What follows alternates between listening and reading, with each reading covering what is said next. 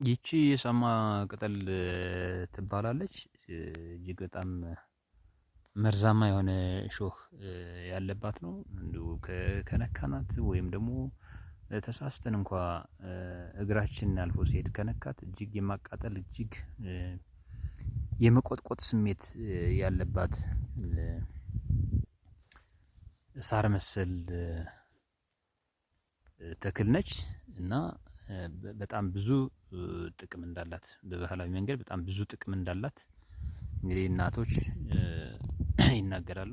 እንግዲህ ምንድነው አንደኛው ጥቅሟ ለጨጓራ በሽታ ፈዋሽ መድኃኒት እንደሆነች እናቶች ይናገራሉ።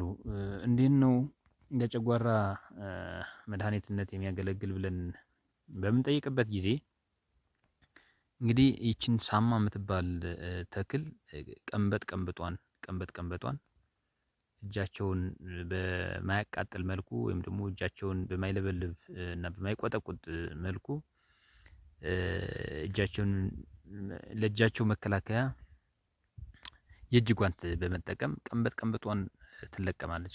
ቀንበጧ ከተለቀመች እና ከተሰባሰበች በኋላ ፀሐይ ላይ ቁጭ ያደርጓታል። እዛ ፀሐይ ላይ ቁጭ ካደረጉ በኋላ እሾሁ የማራገፍ ስራ ይሰራል። እንግዲህ እሾሁ እንዴት ነው የሚራገፈው? ስፔሻሊ የጤፍን ከድባቁ ወይም ደግሞ ከቆሻሻው መለያ ወንፊት በመጠቀም ይታሻል። የሚታሸው እንዲሁ በእጅ አይደለም የሚታሸው። አሁንም ጓንት በመጠቀም ነው የሚታሸው። ለምን? በጣም ስለሚያቃጥል የሾሁ ባህሪ ወይም ደግሞ የቅጠሉ ባህሪ በጣም ስለሚያቃጥል በሚጠቀሙበት ጓንት መሰል ነገር ይታሻል። ከታሸ በኋላ እንዲደርቅ ይደረጋል። ከደረቀ በኋላ እንግዲህ ይሰራል። ልክ ድቅቅ ተደርጎ በጎመን መልክ ይሰራል። ከጎመንም ባሻገር በገንፎም መልክ በደንብ ተደርጎ ይሰራልና ይህ ከተሰራ በኋላ ያው እንግዲህ እናቶች የሚጨምሩት ቅመማ ቅመም አለ። ቤት ያፈራው ቅመማ ቅመም ተደርጎ ለምግብነት ይውላል ማለት ነው። ስፔሻሊ ከቀዘቀዘ በኋላ በምንመገብበት ጊዜ እጅግ በጣም ዴሊሺየስ የሆነ ቴስቲ የሆነ ጣዕም ያለው እንደሆነ እኔም ያው ያረጋገጥኩት ስለሆነ ከጨጓራ